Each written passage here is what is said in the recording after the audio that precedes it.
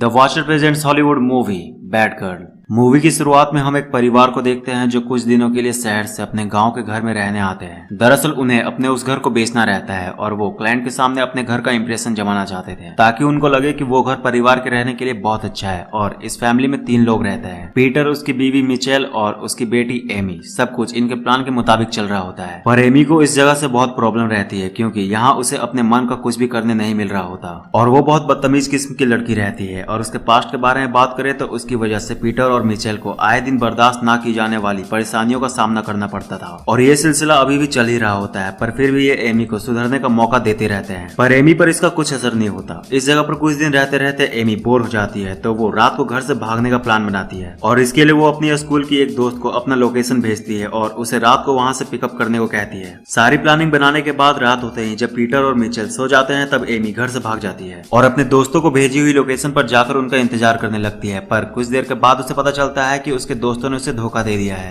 कोई उसे लेने नहीं आने वाला होता। दरअसल उसके दोस्त भी उसकी बेवजह की फालतू हरकतों से परेशान हो चुके थे और बस उससे पीछा छुड़ाने का मौका ढूंढ रहे थे। अपने दोस्तों से धोखा खाने के बाद एमी फ्रस्ट्रेट हो जाती है और हद से ज्यादा नशा कर लेती है और फिर इसी हाल में एक ब्रिज के किनारे चलने लगती है। पर इससे पहले वो गिर जाती है, वहाँ क्लोई आ जाती है। क्लोई एमी के नए घर की पड़ोसी रहती है, वो तुरंत एमी को पकड़कर बचा लेती है। अगली सुबह जब एमी की आंख खुलती है तो वो क्लोई को फिर से अपनी आंखों के सामने पाती है। क्लोई उसे बताती है कि उसके माँ बाप ने उसकी जान बचाने के बदले में उसे उनके घर की केयर टेकर का काम दे दिया है। ये लोग बात ही कर रहे होते हैं, इतने में पीटर और मिचेल वहाँ आ जाते हैं और एमी को उसकी पिछली रात की हरकतों के लिए डांटने और समझाने लगते हैं। पर हर बार की तरह इस बार भी एमी उनकी बातों को इग्नोर कर देती है और उठकर वहाँ से जंगलों की तरफ भाग जाती है। तो उसे जाते देख क्लोई भी उसके पीछे जाती है उसे रोकने के लिए, पर एमी क्लोई की बात नहीं सुनती और एक लड़के की कार चुराकर वहाँ से भाग जाती है और क्लोई को भी उसकी हिफाजत के लिए उसके साथ उस कार में बैठना पड़ता है। पर थोड़ी ही दूर जाने पर कार की पेट्रोल खत्म हो जाती है, जिसके बाद जब ये लोग रुकते हैं तब क्लोई एमी की हरकतों पर नाराज हो जाती है और उससे कहती है कि अगर उसे भागने का इतना ही शौक है तो उसे ये सब फालतू के ड्रामे करने की कोई जरूरत नहीं है।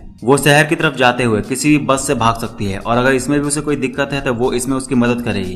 क्लोई को गुस्से में देखकर एमी शांत हो जाती है और क्लोई से उसे बस स्टैंड तक ले जाने को कहती है। रास्ते में साथ आते वक्त क्लोई एमी से उसके ये सब करने का कारण पूछती है तो एमी क्लोई को बताती है कि उसके दोस्तों ने उसे धोखा दे दिया है और रही बात अपने मॉम डैड को परेशान करने की तो वो उसके असली माँ बाप नहीं है, वो एडॉप्टेड है और इसी वजह से वो उन्हें दिल से एक्सेप्ट नहीं कर पा रही। एमी की बात सुनकर क्लोई को उसके लिए बुरा लगता है, जिस वजह से वो उसके जाने से पहले कुछ जरूरी सामान उसे लेकर देती है। पर आखिरी मोमेंट में एमी का इरादा बदल जाता है, वो क्लोई के केयरिंग की वजह से भागने का इरादा छोड़ देती है क्योंकि क्लोई ने थोड़े वक्त में जितना उसके लिए किया था उतना कभी उसके दोस्तों ने भी उसके लिए नहीं किया था। और वैसे भी बाहर जाकर वो करती क्या, किससे मिलती, सारे दोस्तों ने तो उसे छोड़ दिया था। क्लोई की वजह से एमी खुश होकर वापस घर आती है और उसे पहली बार खुश देखकर पीटर और मिचेल को भी अच्छा लगता है और वो क्लोई का एहसान मानते हैं कि उसकी वजह से एमी खुश है। और इतना ही नहीं, क्लोई के साथ रहते रहते एमी के नेचर में भी बदलाव आने लगता है, वो धीरे धीरे पीटर और मिचेल की इज्जत भी करने लगती है। पर एमी के मन में अभी भी अपने असली माँ बाप को लेकर कई सारे सवाल उठ रहे होते हैं और इस बात से वो थोड़ी परेशान रहने लगती है। तो क्लोई से परेशान देखकर उसे एक वेबसाइट के बारे में बताती है जिसके जरिए अनाथ बच्चे अपने असली माँ बाप को ढूंढा करते थे। तो क्लोई एमी से भी एक बार ट्राई करने को कहती है और इत्तेफाक से शायद इनका प्लान काम कर भी जाता है। क्लोई के पास एक मेल आता है जिसमें लिखा होता है कि वो एमी के असली माँ बाप है। मेल देखते ही क्लोई एमी को बताती है और फिर दोनों उस मेल को भेजने वाले को एक लोकल बार में मिलने को बुलाती हैं। पर जब ये लोग अपने दिए हुए टाइम पर वहाँ पहुँचते हैं तब वहाँ कोई नहीं रहता, ऊपर से इन्हें वहाँ से भागना पड़ता है। दरअसल जब इन्हें वहाँ कोई नहीं मिलता तब एमी उदास होकर ड्रिंक करने लगती है और तभी वहाँ पुलिस चेकिंग के लिए आ जाती है कि कोई अंडर एज ड्रिंक तो नहीं कर रहा और ये लोग अंडर एज ही रहते हैं। और यहाँ एमी को एक और बात पर गुस्सा आ जाता है, जब पुलिस चेकिंग के लिए वहाँ आती है तब क्लोई सबसे पहले वहाँ से भागती है उसे अचानक छोड़कर। हालांकि एमी भी बचकर निकल जाती है पर क्लोई की इस हरकत से उसे बहुत बुरा लगता है और एमी की परेशानी यहीं खत्म नहीं होती। जब वो घर आती है तो उसे एक डिटेक्टिव मिलती है जिसका नाम डैनियल रहता है और वो उससे क्लोई के बारे में पूछती है और उससे कहती है कि अगर वो लड़की उसे कहीं दिखे तो वो उससे तुरंत कांटेक्ट करे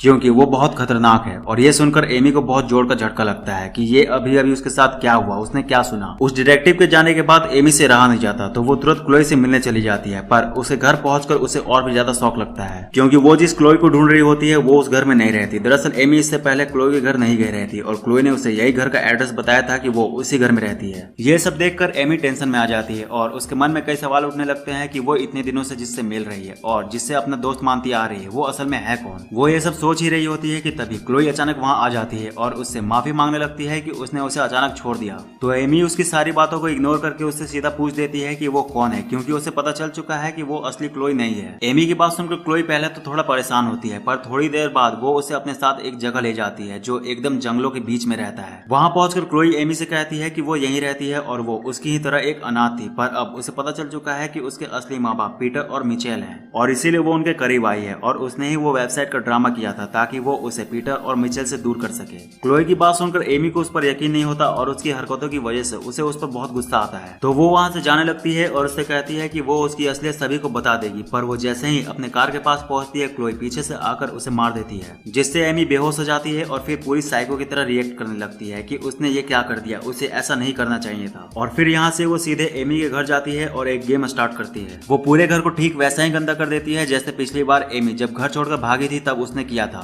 ताकि पीटर और मिचेल को ये लगे कि एमी फिर से भाग गई है। और ठीक ऐसा ही होता है। पीटर और मिचेल जब घर आते हैं तो घर की हालत देखकर उन्हें लगता है कि एमी वापस से भाग गई है। और फिर क्लोई अपना दूसरा गेम खेलती है। वो पीटर और मिचेल से आकर ये कहती है कि उसने एमी को जंगलों में जाते देखा है और वो बहुत नशे में थी, और ये सब वो इसीलिए करती है ताकि जब एमी उन्हें क्लोई की सच्चाई बताए तो ये लोग उसकी बातों पर यकीन न करें और उन्हें यही लगे कि एमी खुद को बचाने के लिए क्लोई को फंसा रही है। अपनी बातों में फंसाकर क्लोई पीटर और मिचेल को अपने साथ वहां लेकर जाती है जहां उसने एमी को छोड़ा था, पर वहां पहुंचकर वो देखती है कि एमी वहां से भाग चुकी है। एमी को वहां ना पाकर क्लोई टेंशन में आ जाती है कि कहीं उसका गेम बर्बाद ना हो जाए, पर तभी इत्तेफाक से उसे एमी का फोन वहां गिरा मिल जाता है, जिसका फायदा उठाकर क्लोई एमी के फोन से खुद को मैसेज करती है कि वो ठीक है और पीटर और मिचेल उसे ना ढूंढे। और फिर ये मैसेज वो पीटर और मिचेल को दिखाती है और उन्हें छोड़कर जल्दी से इनके घर भागती है, क्योंकि उसे अंदाजा था कि एमी भागकर वापस घर ही जाएगी। और ऐसा ही होता है। घर पर एमी उसे मिल जाती है, जिसके बाद वो उसे पकड़कर टॉर्चर करने की कोशिश करती है कि वो अपना मुंह किसी के सामने ना खोले, पर एमी उससे वापस लड़ती है और किसी तरह खुद को बचाकर वापस जंगलों में भाग जाती है। पर क्लोई उसका पीछा नहीं छोड़ती। वो दूसरा प्लान बनाती है। जब वो देखती है कि एमी उसके हाथों से निकल गई है तो वो अपने हाथ खुद काट लेती है और फिर पीटर और मिचेल के पास पहुंच जाती है और उनसे कहती है कि एमी ने उसके साथ ऐसा किया है। क्लोई के जख्मों को देखकर पीटर और मिचेल को बहुत बुरा लगता है और वो उससे माफी मांगते हैं कि उनकी बच्ची की वजह से उसे ये सब झेलना पड़ रहा है। और जैसे ही ये लोग इमोशनल होते हैं क्लोई एक और गेम खेलती है। वो इनसे कहती है कि वो इनके लिए इतना तो कर ही सकती है, क्योंकि वो उनकी ही असली बेटी है जिसे उन्होंने बचपन में हॉस्पिटल वालों की गलती से खो दिया था। और ये कहकर क्लोई पीटर और मिचेल को पूरी तरह से अपने साइड कर लेती है, पर दूसरी तरफ एमी भी हार नहीं मानती।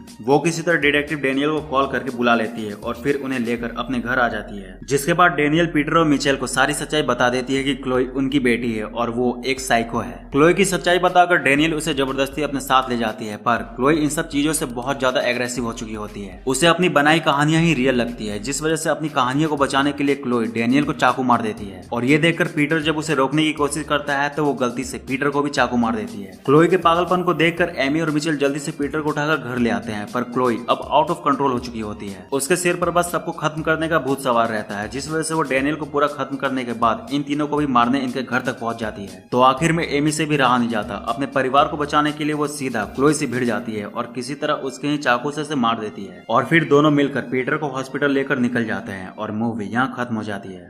तो यार बस इस वीडियो में इतना ही। वीडियो कैसी लगी कमेंट करके जरूर बताना और इस तरह की और मूवीज के लिए चैनल को सब्सक्राइब करके बेल आइकन को प्रेस कर लो। तो मिलते हैं नेक्स्ट वीडियो में, तब तक के लिए बाय। और हाँ, जाते जाते इस वीडियो को लाइक जरूर करते जाना।